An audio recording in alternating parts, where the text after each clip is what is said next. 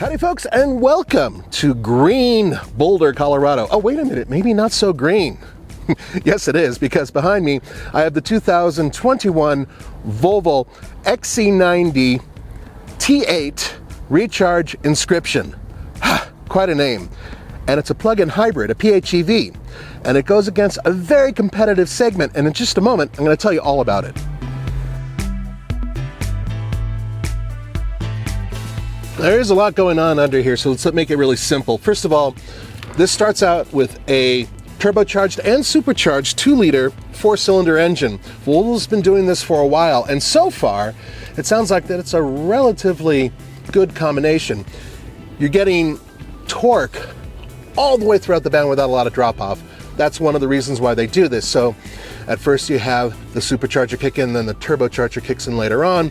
There's very little lag. Then on top of that, there are 2 electric powertrains that are hooked up to the gas engine. Combined horsepower, 400. Combined torque, 472 pound-feet of torque. Wow. And it comes with an 8-speed automatic transmission.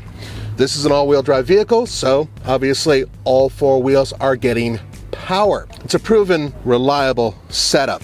But what about gas mileage? Well, I have that here. And I want you guys to understand something. You're paying a lot of money for a vehicle like this. We'll get to price at the end. But according to this, 27 mpg. That's pretty impressive for a vehicle that's, quite frankly, huge. And it has a towing rating of 5,000 pounds. That's a maximum tow rating. However, when you're looking at a vehicle like this, you might be thinking, well, it's a plug-in hybrid. That means I'm able to go long distances on electric power alone. Not quite. 18 miles, according to Volvo and their media site, 18 miles on a pure electric charge. I was kind of hoping for over 20, personally speaking. And part of the reason for that is the fact that it has an 11.6 kilowatt hour battery. All right, guys, let me take you on a little tour of the exterior.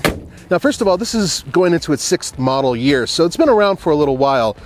And at first, this is the new face of Volvo, but now, well, with all the new products they have, this is old. This is actually kind of long in tooth, but it still, I think, looks really good.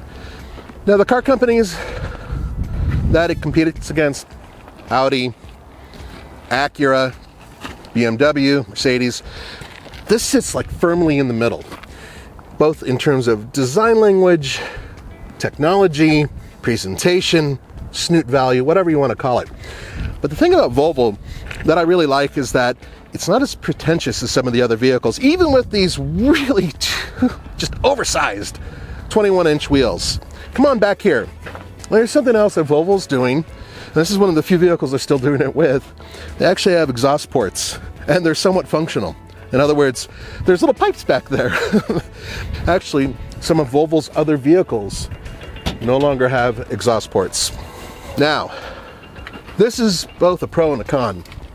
What you're seeing back here is a 3rd row seat, and later on I'm going to put my big chunky butt back here. But unfortunately, despite the fact that it is fairly roomy back here, it is very competitive in that respect. There are no buttons back here to push to lower these seats. And a lot of the competitors, in fact, most of the competitors have something like that. So in order to drop one of these seats, you have to push it forward, and you have to make sure that the seats in front of it are actually forward a bit. They slide and they recline. One final thing, remember I mentioned it's a PHEV? Plug-in hybrid. This is what indicates that. Ta-da! There you go. Plug that baby in, and after many hours, depending on where you plug in, you will be able to go up to 18 miles on a full electric charge, which is great for some. I really wish it was a little bit more. Let's have a look at the interior, because I think that that is the most important part of this vehicle. All right, one of the main reasons you're going to buy a vehicle like this is to haul human beings around. Otherwise, why bother, right? Very comfortable 2nd row. Some people feel that the padding on the seats isn't as good as some of the competitors, or perhaps as plentiful. I don't really mind it so much. You get used to it pretty quickly, but I wanted to show you this. Check this out. Now look, I got little kids, right? You can take this and do that and have a built-in booster seat. And Volvo's been doing this for years with various vehicles as an option. I think it's fantastic. Oh, by the way, you have controls here for air and heated rear seats, which is huge, but it's only these 2 seats that are heated. What about the third row? Allow me to show you. Okay, another issue that some people might have with this vehicle is access to the third row, and it's not because it's narrow, it's because of this. So once you pull this forward, you have to give it a good push. Now you're not going to put a huge guy like me into the third row of very many vehicles comfortably. Bottom line, I'm a big ape. But in case you had to, it is doable. Allow me to demonstrate. Man, I hate doing this part. Whoa! Wow, that is so uncomfortable to get into. So you might be wondering, what about that third row? Don't do it. If you're a big guy like me, just don't do it. But if you had to, I can get my legs up here. Cameraman, can you kind of push that seat forward? Is that as far? Yeah, my feet are in the way. Yep. Ugh. You know, I'm going to tell you right now. I'm 6'1", and I'm not very comfortable back here. And it's easy as that. I wanted to talk about this screen because this is both good and bad. You swipe to get to different screens, which in the old days was really cool. Unfortunately, it's a little clunky. Now, there is a camera system, and it's not too bad.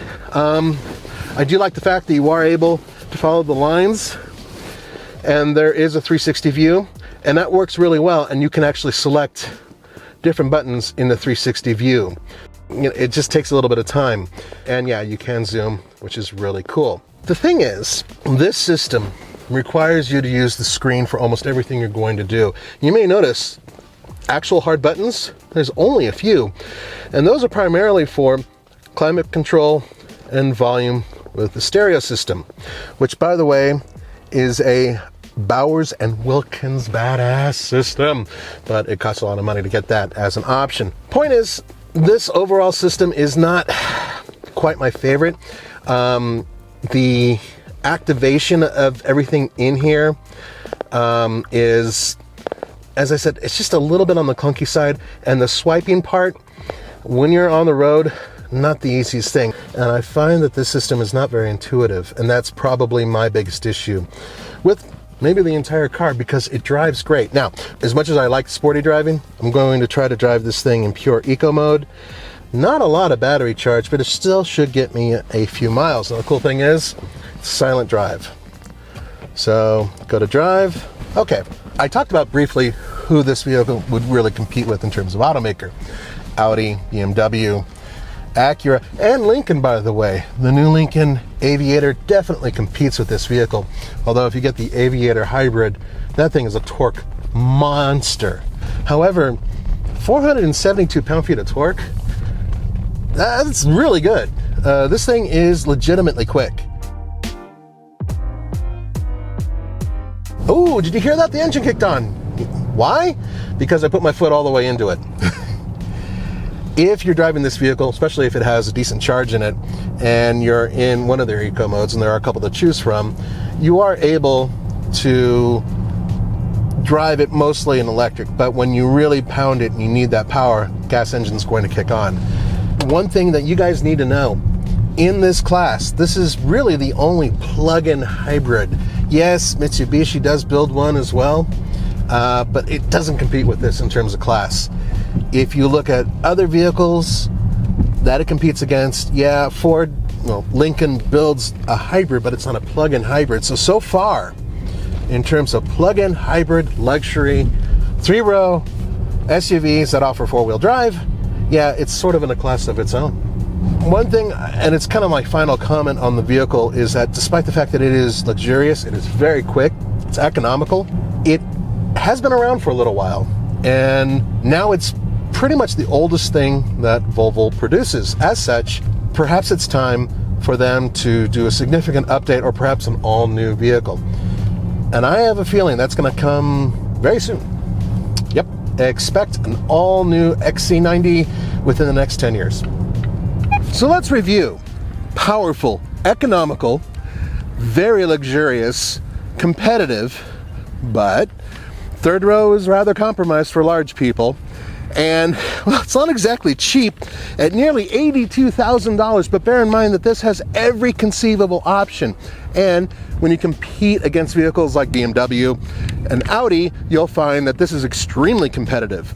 On the other hand, vehicles like the new Acura MDX, extremely competitive and a little bit more comfortable. So, what's the final verdict? Well, there are a couple things you should know. First of all, I request Volvo change your website. It is about the worst on the planet to navigate.